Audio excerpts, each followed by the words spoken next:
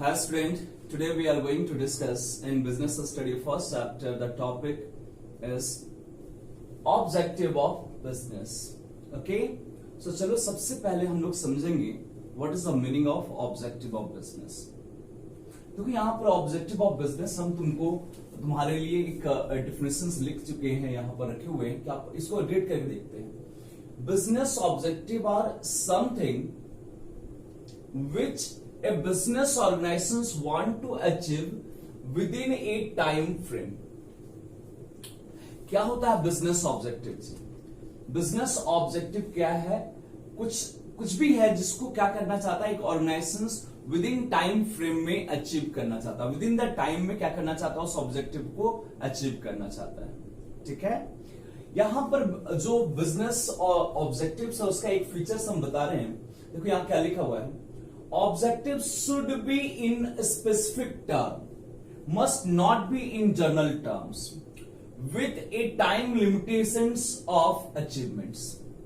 जो ऑब्जेक्टिव होना चाहिए वो स्पेसिफिक टर्म में होना चाहिए, वो जनरल टर्म में नहीं होना चाहिए. सपोज कीजिए कि किसी बिजनेसमैन का ऑब्जेक्टिव है कि वो अपना प्रोडक्शंस को क्या करेगा. जैसे मान लीजिए उसके पास पहले जो प्रोडक्शंस होता था, अब उसका प्लानिंग है कि हम लोग इस विद इन द ईयर में, एक साल में हम लोग क्या करेंगे, या नेक्स्ट 2 years में हम लोग अपना प्रोडक्शन जो है उसको 10% इंक्रीज कर देंगे, 20% इंक्रीज कर देंगे. तो ये स्पेसिफिक टर्म है, तब ये स्पेसिफिक टर्म है. ओके, लेकिन जब हम लोग बोलते हैं कि हम लोग 2 years में अपना प्रोडक्शन बहुत इंक्रीज कर देंगे, कितना इंक्रीज कर देंगे ये नहीं मालूम है. तो नहीं, ऑब्जेक्टिव जो होना चाहिए स्पेसिफिक टर्म में होना चाहिए. हम बोल रहे कि हम लोग अपना प्रोडक्शन इंक्रीज कर देंगे नेक्स्ट ईयर, 1 साल में 2 साल में हम लोग प्रोडक्शन इंक्रीज करेंगे. कितना इंक्रीज करेंगे, 10%, 20%. यदि ये मेंशन नहीं तो इसको हम लोग ऑब्जेक्टिव्स नहीं बोलेंगे. Objective must be in specific terms. Okay, now then after the topic is types of business objectives. अब हम लोग इस टॉपिक में समझने जा रहे हैं, इस क्लास में समझने जा रहे हैं types of business objectives. There are 3 types of business objectives. First objectives is called economic objectives, second objective is called social objectives, and third objective is called human और इंडिविजुअल्स ऑब्जेक्टिव्स. चलो सबसे पहले हम लोग डिस्कस करने जा रहे हैं economic objectives. First economic objective का मतलब हम लोग समझेंगे, and then after again types of economic activities. देखिए यहां पर लिखा हुआ है सर्वाइवल, प्रॉफिट एंड ग्रोथ. ये इकोनॉमिक एक्टिविटीज, सॉरी इकोनॉमिक जो ऑब्जेक्टिव्स है, इसका मतलब क्या, जो ऑर्गेनाइजेशंस है, जो कंपनी है, उसका जो ऑब्जेक्टिव होगा that is called economic objectives. Tata industries का क्या ऑब्जेक्टिव है, रिलायंस इंडस्ट्रीज का क्या ऑब्जेक्टिव है, जियो मुकेश अंबानी का क्या ऑब्जेक्टिव है, दैट इज रिलायंस इंडस्ट्रीज का. This is called economic objectives. Next is called social objective. Business का सोसाइटी के प्रति जो ऑब्जेक्टिव्स होगा, एक बिजनेस का सोसाइटी के प्रति जो ऑब्जेक्टिव होगा that is called social objectives. और नेक्स्ट इज कॉल्ड ह्यूमन और इंडिविजुअल ऑब्जेक्टिव. जो एम्प्लॉय उस बिजनेस में काम करते हैं, उस बिजनेस का उसके प्रति, अपने एम्प्लॉय के प्रति क्या ऑब्जेक्टिव्स है, दैट इज कॉल्ड ह्यूमन और इंडिविजुअल ऑब्जेक्टिव्स. सबसे पहले हम लोग स्टार्ट करने जा रहे हैं व्हाट, इकोनॉमिक एक्टिविटीज. अभी जैसे हम बताएं इकोनॉमिक एक्टिविटीज, ये जो ऑब्जेक्टिव है किसका ऑब्जेक्टिव होगा, बिजनेस का ऑब्जेक्टिव होगा. जैसे वो रिलायंस इंडस्ट्रीज है, उसका क्या ऑब्जेक्टिव होगा, उसका अपना क्या ऑब्जेक्टिव्स होगा. ठीक है, टाटा इंडस्ट्रीज है, उसका अपना क्या ऑब्जेक्टिव्स है. तो कोई भी, जो भी आपका फर्म है, जो भी कंपनी है, रिलायंस इंडस्ट्री, टाटा इंडस्ट्रीज, इनका जो इकोनॉमिक एक्टिविटीज है और इकोनॉमिक ऑब्जेक्टिव है, सॉरी, उसको हम लोग 3 टाइप्स में क्लासिफाइड कर सकते हैं. पहला ऑब्जेक्टिव होगा उसका सर्वाइवल का ऑब्जेक्टिव्स, दूसरा ऑब्जेक्टिव होगा उसका प्रॉफिट अर्न करने का ऑब्जेक्टिव, और तीसरा ऑब्जेक्टिव होगा उसका ग्रोथ का ऑब्जेक्टिव्स. ओके, हम यहां पर आपको थोड़ा सा बता रहे हैं सर्वाइवल. सबसे पहला किसी भी बिजनेस फर्म का जो ऑब्जेक्टिव होता है वो सर्वाइवल का ऑब्जेक्टिव होता है। मार्केट में आज इतने कॉम्पिटिटर हैं, एक ही प्रोडक्ट के, एक ही टाइप के प्रोडक्ट के इतना सारा कंपनी है कि सबका मार्केट में सरवाइव करना संभव नहीं है। जैसे आप कुछ समय पहले देखे थे जब रिलायंस जियो आया था, तो हुआ क्या कि बहुत सारा कंपनी जो था वो सरवाइव ही नहीं कर पाया, वो बंद हो गया। जैसे तुम्हारा जो टाटा डोकोमो था, इंडिकॉम था, ये सारा कंपनी छोटा छोटा जितना स्मार्ट जो आप बोकारो में यूज करते थे स्मार्ट, ठीक है, रिलायंस का था, वो बंद हो गया। तो पहला चीज जो है वो ऑब्जेक्टिव है कि हम लोग को सरवाइव करना पड़ेगा। सर्वाइवल का ऑब्जेक्टिव होना चाहिए। जितना भी कंपटीशन है उस कंपटीशन को हम लोग सस्टेन कर ले और उसके बीच में खड़े रह सके। और ये सर्वाइवल के इतना जरूरी है कि आप इतना जरूर रेवेन्यू अर्न करिए, इतना जरूर आपका सेल हो, इतना जरूर आपका प्रॉफिट हो, ताकि जो आपका एक्सपेंसेस है वो एक्सपेंसेस उसमें कवर हो जाए, या एक्सपेंसेस जो है वो कम हो और रेवेन्यू उससे क्या हो, ज्यादा हो। मतलब इतना जरूर होना चाहिए आपका रेवेन्यू जो एक्सपेंसेस को कवर कर दे, उससे थोड़ा सा ज्यादा हो जाए, तब जाकर आपका बिजनेस सरवाइव कर सकता है। या यदि मान लीजिए उससे ज्यादा नहीं तो हो सकता है तो एटलीस्ट जितना रेवेन्यू उतना आपका क्या होना चाहिए, कॉस्ट होना चाहिए, उतना एक्सपेंसेस होना चाहिए, तभी जाकर आप क्या कर सकते हैं, सरवाइव कर सकते हैं। लेकिन फॉर एग्जाम्पल एक प्रश्न बता रहे हैं, जिससे मान लीजिए कि आपका जो इनकम्स है वो 1 लाख रुपीज है और आपका जो एक्सपेंसेस है वो 90,000 है। पूरी जो 1 ईयर का आपका बिजनेस कर रहे हैं उसका जो रेवेन्यू है, इनकम्स जो है, प्रॉफिट जो है वो 1 लाख रुपीज है और जो एक्सपेंसेस हुआ है कंपनी में वो 90,000। तो यहां पर एटलीस्ट 10,000 का प्रॉफिट हो रहा है, छोटा ही प्रॉफिट हो रहा है लेकिन प्रॉफिट हो रहा और आप सर्वाइव कर सकते हैं। दूसरा कंडीशन है, यदि 1 लाख रेवेन्यू है तो कॉस्ट भी यदि 1 लाख तक है, पूरे कंपनी को रन करने का कॉस्ट भी 1 लाख रुपीज है, तब तक भी हम लोग सर्वाइव कर सकते हैं।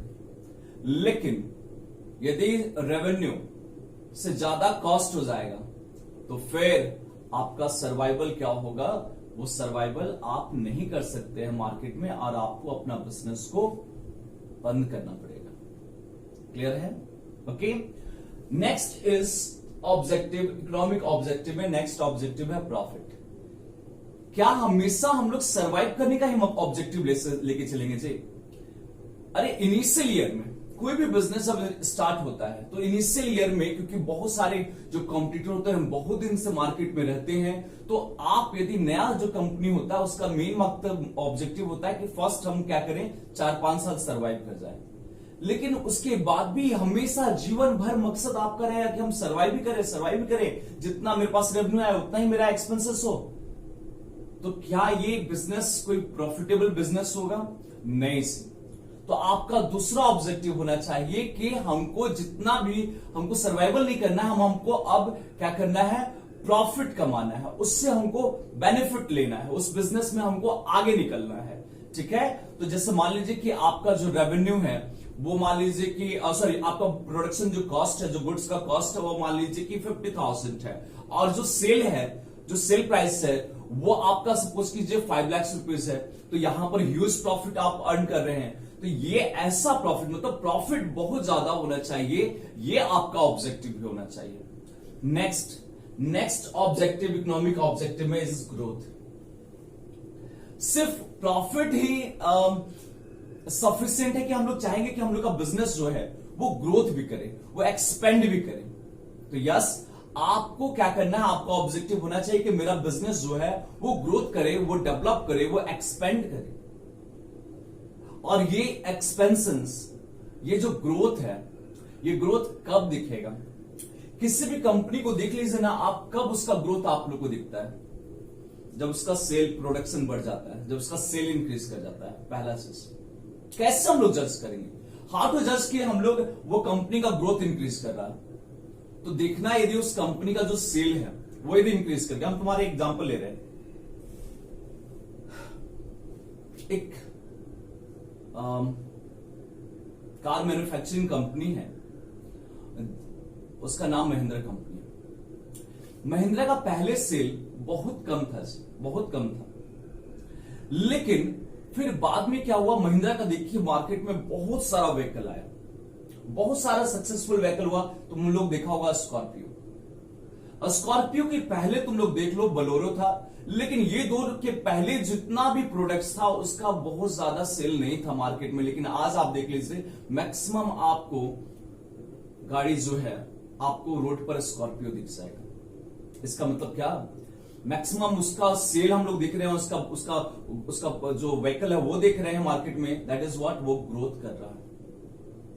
पहले जो था महिंद्रा वो सिर्फ और सिर्फ इस तरह से स्कॉर्पियो बनाता था, लेकिन अब देख लीजिए एसयूवी भी बना रहा है, ठीक है, लग्जरी गाड़ी भी बना रहा है।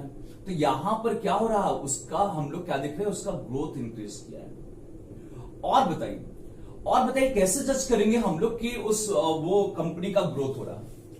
जैसे मान लीजिए कि आप सपोज कीजिए कि कोई जैसे महिंद्रा का जो फैक्ट्री है वो 2-3 फैक्ट्री था इंडिया में, लेकिन बाद में आपको नजर आ रहा है कि नहीं, महिंद्रा का तो 40-50 फैक्ट्री पूरा बोकारो में, सॉरी पूरा इंडिया में आ गया।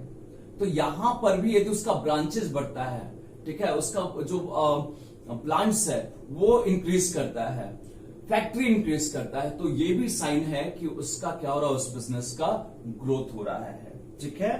और नंबर ऑफ एम्प्लॉयज, यदि नंबर ऑफ एम्प्लॉयज जो हैं किसी कंपनी में, मान लीजिए कि कभी वो 1000 एम्प्लॉयज में काम करते थे, लेकिन बाद में मालूम चला कि अब इस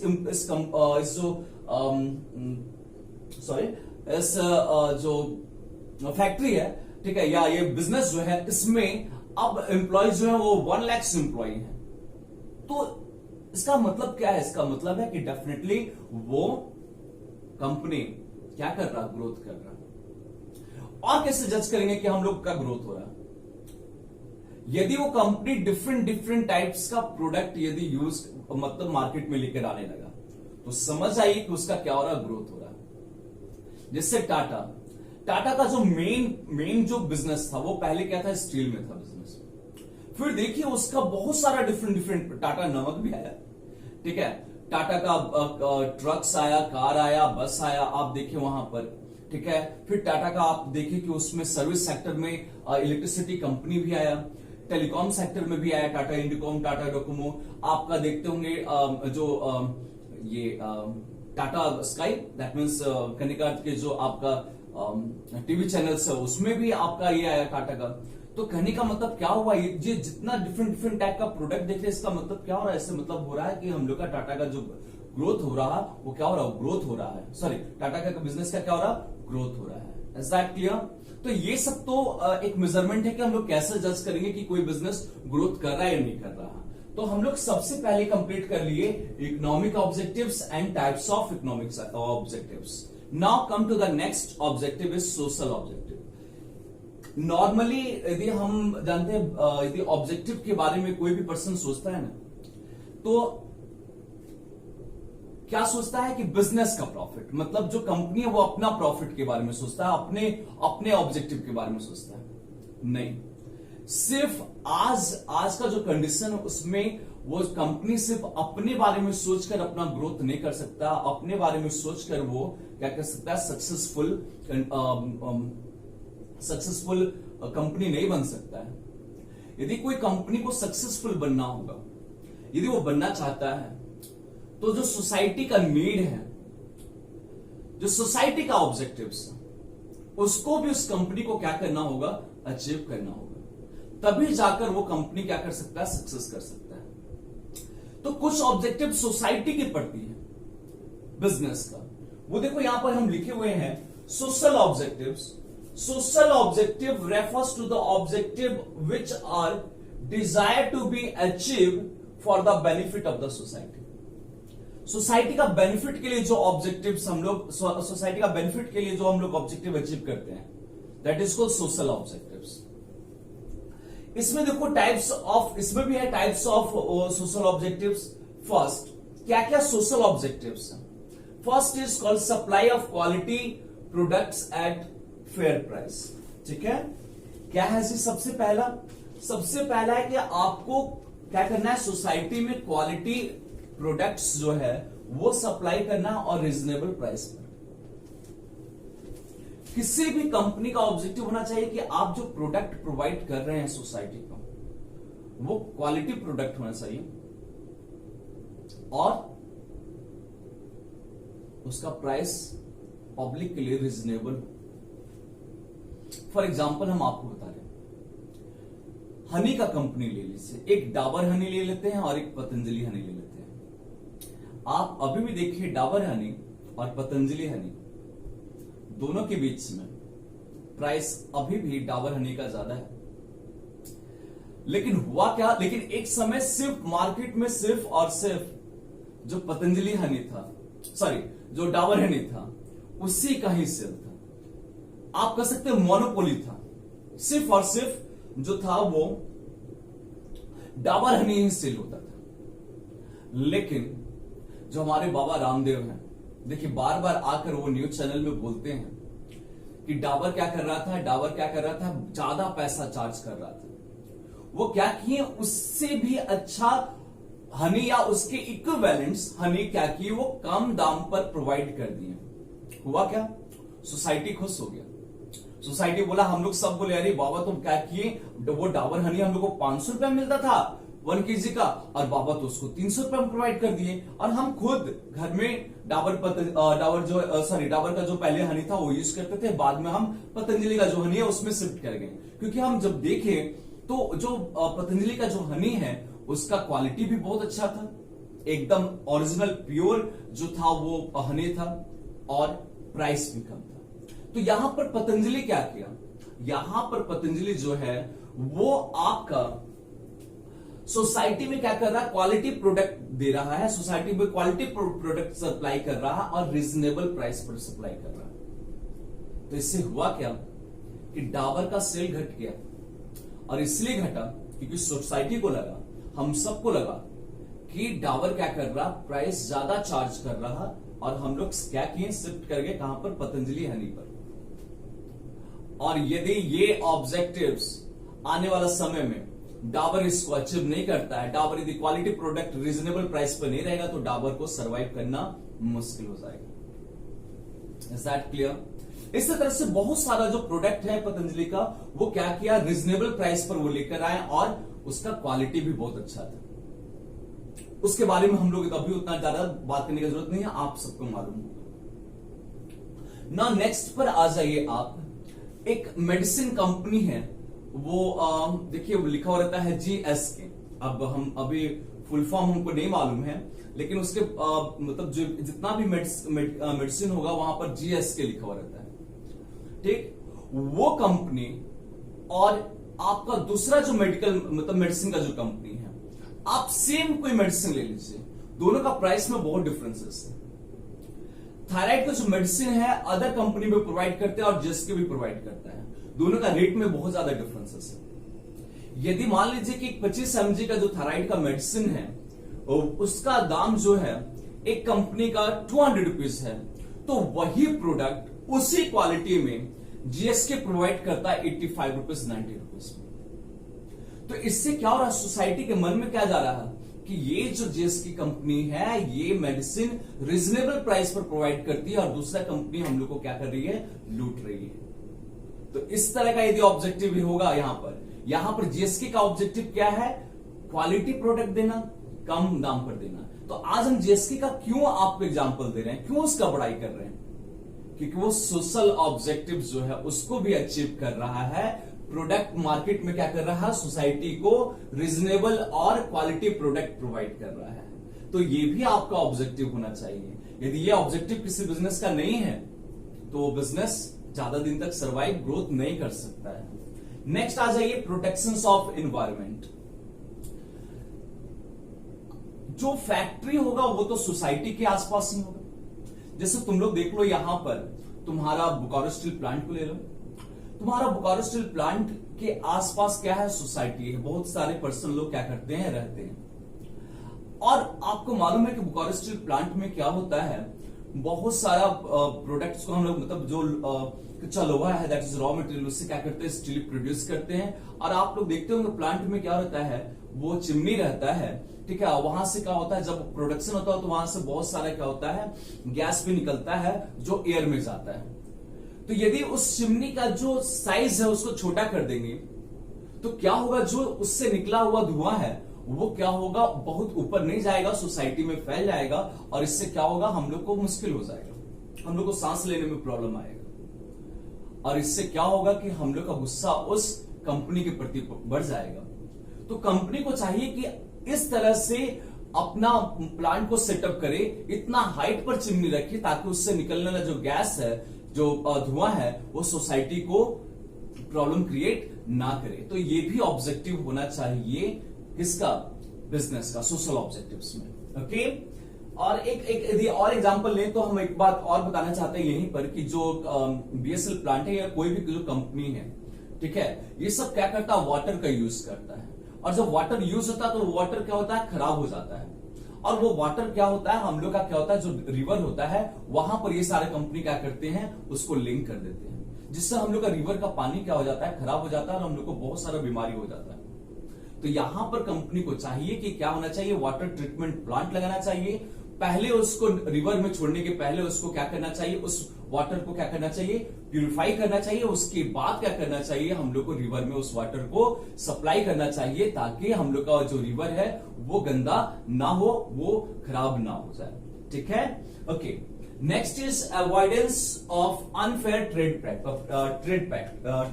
प्रैक्टिस। ओके, यहां पर एक चीज बता रहे हैं, बहुत सारा अभी जैसे जो कोविड का सिचुएशन है, तो जानते क्या हुआ है कोविड के सिचुएशन में, डिटॉल और लाइफबॉय, ये दो ऐसा कंपनी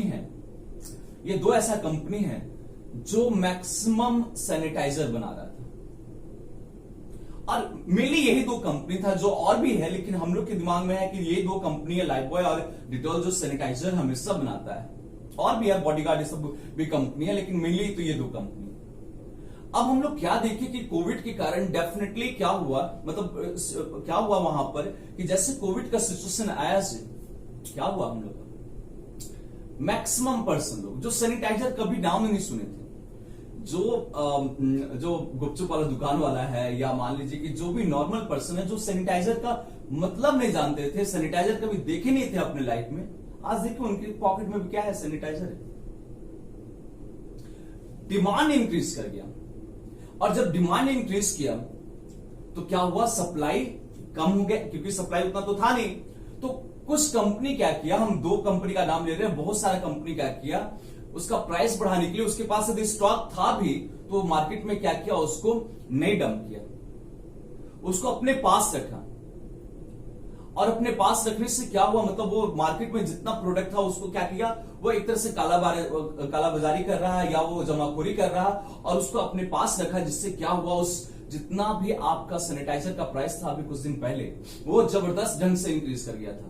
यदि 100 रुपीज का सैनिटाइजर था तो पर्सन लोग उसको क्या कर रहे थे, 200 रुपीज पेड कर रहे थे और दुकानदार भी ज्यादा पैसा ले रहे थे। तो यदि ऐसा किसी का ऑब्जेक्टिव होगा किसी बिजनेस का, तो क्या होगा, अभी तो मान लीजिए कि हम लोग प्रॉब्लम में थे, परचेस कर लिए, लेकिन आने वाला समय में जब कोविड का सिचुएशन खत्म होगा तो हम लोग के दिमाग में रहेगा कि ये कंपनी क्या किया, ये कंपनी हम लोग से चिट किया और इस कंपनी को हम लोग पनिश करेंगे, इसका प्रोडक्ट नहीं परचेस करेंगे। तो आपको क्या करना चाहिए, आपको जो यदि कंपनी है तो उसको कालाबाजारी जो है, जमाखोरी, इस सबसे बचना चाहिए, होर्डिंग से बचना चाहिए। Okay, now next is generations of employment opportunity. यदि आप बिजनेस सेट कर रहे हैं, उस बिजनेस को सेट करने से, बिजनेस स्टार्ट करने से क्या होता है, बहुत सारा जो सोसाइटी का पर्सन लोग होते हैं जो अनएम्प्लॉयड होते हैं, उनको एम्प्लॉयमेंट का चांसेस मिल जाता है। तो सोसाइटी में जो एम्प्लॉयमेंट का चांसेस मिल रहा है, वहां पर कंपनी को क्या करना चाहिए, कंपनी को करना चाहिए कि जो भी एम्प्लॉय है, जो लोग भी टैलेंटेड हैं, जो भी पोस्ट को मतलब उस पोस्ट के लिए कैपेबल हैं, बिना उसका कास्ट, रिलीजन, सेक्स, बिना ये सब चीज देखे हुए आपको उस पर्सन लोग को क्या करना चाहिए, जॉब देना चाहिए, जिससे आपका जितना भी सोसाइटी है उसको लगे कि नहीं, ये जो कंपनी है ये सिर्फ और सिर्फ इस कास्ट को ही नहीं एम्प्लॉयमेंट देता है, इस रिलीजन जो पर्सन लोग हैं इन्हीं को नहीं जॉब देता है, सबको देता है। और इससे क्या होगा, उस कंपनी का रेपुटेशन सोसाइटी में बढ़ेगा और उसका प्रोडक्ट जो होगा वो सेल होगा, ज्यादा से ज्यादा सेल होगा। ठीक है, okay. Next is welfare of employ. देखिए वेलफेयर ऑफ एम्प्लॉय का मतलब क्या होता है, जो कंपनी है उसको ऐसा काम करना चाहिए कि जैसे मान लीजिए हम एक बात बताना चाहते हैं कि जो एम्प्लॉय लोग होते हैं वो वर्क करते हैं बहुत ज्यादा, कुछ लोग तो बहुत ज्यादा वर्क करते हैं। अब जब वो वर्क करते हैं वहां पर तो डेफिनेटली वो चाहेंगे कि कुछ उनको एंटरटेनमेंट का मतलब एंटरटेनमेंट का साधन मिले। तो ये मान लीजिए कि कंपनी का जो प्रीमाइसेस है, उस कंपनी का प्रीमाइसेस में आपका कुछ आप कह सकते हैं कि कुछ ऐसा साधन हो जिससे एंटरटेनमेंट हो सके, ठीक है। तो वो वहां पर क्या होगा, एम्प्लॉय क्या कर सकते हैं, रिलैक्स कर सकते हैं, या वहां पर मान लीजिए कि कुछ लॉज बना हुआ रहे, कुछ हॉस्टल बना हुआ रहे। यदि मान लीजिए कोई एम्प्लॉय रात भर काम कर रहे हैं, बहुत ज्यादा देर काम कर लिए और उनका जो होम है वो बहुत ज्यादा दूर है, ठीक है, तो वो रात में तो निकल नहीं सकते हैं। तो कंपनी को चाहिए कि क्या करना चाहिए, अपने प्रीमाइसेस में पर्सन लोग, अपने एम्प्लॉय लोग को रेस्ट करने के लिए क्या होना चाहिए, रूम्स होना चाहिए, अच्छा रूम्स होना चाहिए जहां पर एम्प्लॉय कर सके, अच्छा तरह से उसको क्या करना चाहिए, वो रिलैक्स कर सके। इस तरह का फैसिलिटी होना चाहिए, तब जाकर क्या होगा, एम्प्लॉय अच्छा ढंग से काम कर सकता है। अब आ जाओ सोशल वेलफेयर पे। एक कंपनी जो है, बहुत सारा कंपनी आप देख लीजिए, बहुत सारा जो कंपनी होता है ना, वो लोग सोशल काम भी करता है। वो लोग क्या करता है, सोसाइटी में एजुकेशनल इंस्टीट्यूशन, दैट इज कभी कभी देखेंगे होंगे आप, कोई कोई कंपनी क्या करता है, सोसाइटी में स्कूल ओपन कर देता है। जैसे टाटा जो है, टाटा आप देख सकते हैं, टाटा जो है बहुत सारा अपना स्कूल ओपन किया है, मैनेजमेंट का स्कूल ओपन किया है, ठीक है, ताकि स्टूडेंट वहां पर पढ़ सके। दूसरा और भी बहुत सारा कंपनी है जो क्या करता है, चैरिटेबल हॉस्पिटल खोल देता है, बहुत कम दाम पर वहां पर ट्रीटमेंट्स होता है। और भी आप लोग देखते होंगे, कभी कभी न्यूज पर एडवर्टीजमेंट, सॉरी कभी कभी टीवी एडवर्टीजमेंट में देखते होंगे कि इतना यदि प्रोडक्ट सेल होगा तो इतना पैसा क्या होगा, वो कंपनी जो गरीब बच्चा लोग है उसको डोनेट करता है। तो ये सारा जो होता है यहाँ पर क्या कहता है, पैसा डोनेट करना, ये सब भी क्या है, आपका ऑब्जेक्टिव्स है बिजनेस का। और ये ऑब्जेक्टिव किसमें आता है, सोशल ऑब्जेक्टिव्स में आता है ना। नेक्स्ट पॉइंट इज ह्यूमंस और इंडिविजुअल्स ऑब्जेक्टिव्स। ओके, हम लोग इस पॉइंट पर आ रहे हैं, ह्यूमन और इंडिविजुअल्स ऑब्जेक्टिव्स। इसका मतलब क्या, जो कंपनी में एम्प्लॉय काम करते हैं उनका बेनिफिट बिजनेस को देखना, उनका बेनिफिट जो है उसको भी देखना कंपनी के लिए जरूरी है। मतलब ह्यूमन और इंडिविजुअल ऑब्जेक्टिव में किसके बारे में सोचा जाएगा, जो कंपनी के जो एम्प्लॉय होंगे उनका बेनिफिट के लिए सोचा जाएगा। देखिए यहां पर हम आपके लिए एक वर्ड्स लिखे हुए हैं, human objectives refers to the objective related to the individual needs of the employ of the organisation. अब इसमें देखिए क्या क्या ऑब्जेक्टिव्स है ह्यूमन के प्रति। First, provide healthy and safe working conditions. एक बिजनेस, जो भी बिजनेस है, जो कंपनी है, उसको चाहिए कि हम अपने एम्प्लॉय को क्या कर सकते हैं, हेल्दी और सेफ वर्किंग कंडीशंस प्रोवाइड करें। सर इसका मतलब क्या है, देखो इसका मतलब हम तुम लोग को समझा रहे हैं, एम्प्लॉय तभी ढंग से अच्छा से काम कर सकता है जब उसको जो कहने का अर्थ की जो उसका कंपनी है, उस कंपनी में उसको हेल्दी वर्क एनवायरनमेंट मिल सके, ठीक है, और सेफ्टी एनवायरनमेंट मिल सके। जैसे फॉर एग्जांपल, तुम लोग एग्जांपल हम आपको बता रहे हैं, जैसे यहां पर आप हीरो होंडा शोरूम जो है वहां चले जाइए। पहले वहां पर जो हीरो होंडा शोरूम है, वहां पर जो हम जाते थे सर्विसिंग कराते थे अपना बाइक का, उसमें हम क्या देखते थे कि वहां पर वेंटिलेशन का जो था बहुत ज्यादा प्रॉब्लम था। हवा जो था वहां से पूरा गैस चैम्बर की तरह लगता था, और वहां पर जितने एम्प्लॉय लोग तो काम करते थे वो कैसे कर लेते थे हमको नहीं मालूम, लेकिन मेरा तो वहां पर दम घुटता था। लेकिन बाद में हम देखे कि वहां पर क्या किया गया, वहां पर वेंटिलेशन का प्रॉपर फैसिलिटी प्रोवाइड किया गया, और अब उस तरह से वहां पर प्रॉब्लम नहीं क्रिएट होता है। तो ये यदि हम लोग चाहेंगे, इस तरह से यदि हम लोग अपना एम्प्लॉय लोग को क्या करेंगे, हेल्दी एनवायरनमेंट देंगे, तो आज वो क्या कर सकता है, एम्प्लॉय ज्यादा अच्छा से काम कर सकता है, और वो उसके जीवन के लिए भी वो क्या है, सेफ्टी है, ठीक है। और भी यदि बात बोले तो ऐसा कंडीशन क्रिएट करना चाहिए, ऐसा वर्किंग कंडीशन क्रिएट होना चाहिए ताकि एक एम्प्लॉय दूसरे एम्प्लॉय से क्या कर सकते हैं, ट्रस्ट हो सके और उसको फ्री काम कर सकते हो। जैसे फॉर एग्जांपल हम तुमको बता रहे हैं, जिससे मान लीजिए कि कंपनी अभी बहुत छोटे होंगे, एक पर्सन दूसरे पर्सन के बारे में क्या करते हैं, कंपनी में एक एम्प्लॉय दूसरे पर्सन के एम्प्लॉय को चाहते हैं कि हम उसको डाउन कर दें, उनके बारे में बुराई करते हैं मैनेजमेंट के पास। तो यदि मान लीजिए कि मैनेजमेंट को चाहिए कि हमको जज करे कि कौन सा एम्प्लॉय सही बोल रहा है, गलत बोल रहा है, और उसके अनुसार क्या कर सकते हैं हम लोग, वो एम्प्लॉय को, यदि ऐसा कंडीशंस रहेगा जब जो एम्प्लॉय अच्छा तरह से काम करता है और मैनेजमेंट उसको प्रोटेक्ट करे, उसको देखे, तो क्या हो सकता है, उस एम्प्लॉय का मनोबल बढ़ेगा और वो ज्यादा मेहनत करेगा। ठीक है, अब आ जाइए next is give fair and complete salary and perks. Perks क्या होता है बाद में बताते हैं। Give fair and complete salary. जो एम्प्लॉय काम कर रहे हैं, यदि उनको आप जितना वो वर्क कर रहे हैं, जितना अदर उसके मतलब उससे रिलेटेड जो कंपनी है वहां पर जो एम्प्लॉय लोग हैं उनको जितना सैलरी मिल रहा है, आप उससे सैलरी कम देंगे तो डेफिनेटली है जो एम्प्लॉय है वो खुश नहीं रहेंगे और वो अच्छा तरह से काम नहीं कर सकते।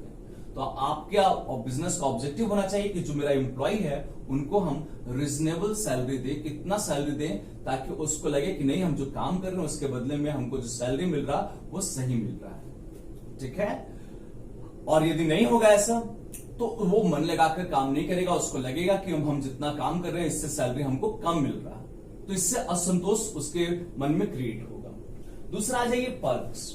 ये पर्क्स क्या होता है, सैलरी के अलावा जो फैसिलिटी मिलता है एम्प्लॉय को, जैसे मेडिकल का फैसिलिटी हो गया, हाउसिंग का फैसिलिटी हो गया है, ठीक है, और ट्रेवलिंग का फैसिलिटी हो गया है। जैसे हम आपको बता रहे हैं बहुत सारे कंपनी क्या करते हैं, अपने एम्प्लॉय को सैलरी तो देते ही देते हैं। बोकारो स्टील प्लांट को ले लीजिए, फादर मेरे बीएसएल एम्प्लॉय थे, तो बीएसएल प्लांट जो क्या करता है, सैलरी तो देता ही देता था अपने एम्प्लॉय को, प्लस मेडिकल फैसिलिटी फ्री में आप विजिट्स में क्या कर सकते थे, अपना ट्रीटमेंट करते थे। फ्री में क्या मिलता था, हम लोग को रूम्स मिलता था बीएसएल की तरह, वहां पर हम लोग क्या कर सकते थे, रहते थे। तो ये फैसिलिटी जो था वो कौन प्रोवाइड करता था, बिजनेस किसको प्रोवाइड कर रहा, अपने एम्प्लॉय को।